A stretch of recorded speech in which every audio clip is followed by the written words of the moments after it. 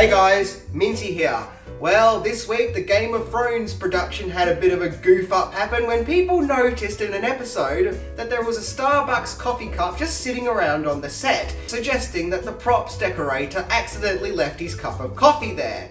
And of course, along with that came a lot of the jokes and memes spreading around social media, with many people suggesting that this is either a floor of epic proportions, or in the medieval-esque world of Game of Thrones, a world of dragons and swords, they also have Starbucks. But this got me thinking about other strange anomalies that have shown up in scenes in either TV shows or movies, of which can often be very distracting or even ruin a movie scene, or even make the movie very, very infamous for said anomaly.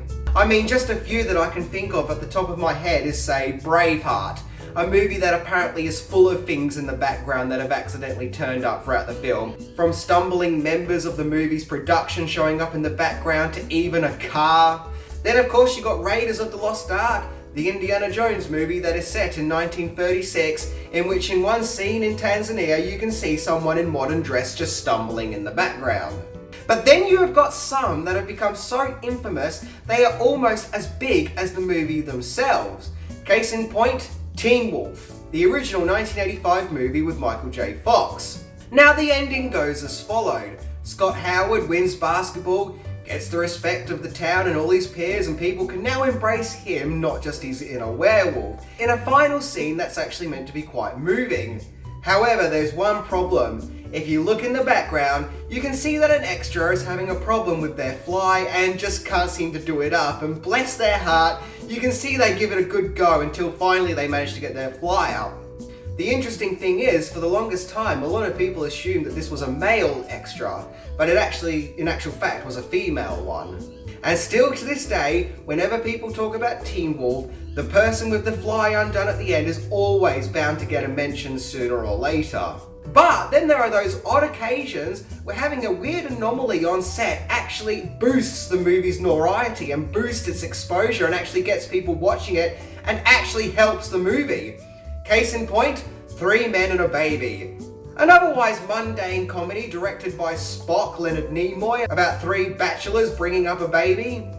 There is one scene in particular where we see Ted Danson's character walk across the living room where people noticed a strange figure in the curtains, and for the longest time there was an urban legend that this was the ghost of a dead boy, and that the scene was actually filmed in an apartment where the little boy had actually shot himself with his dad's gun.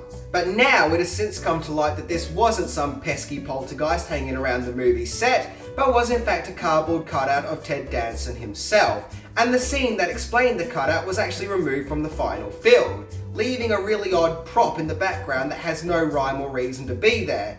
So thus everyone naturally thought that Three Men and a Baby proved that there is indeed life after death.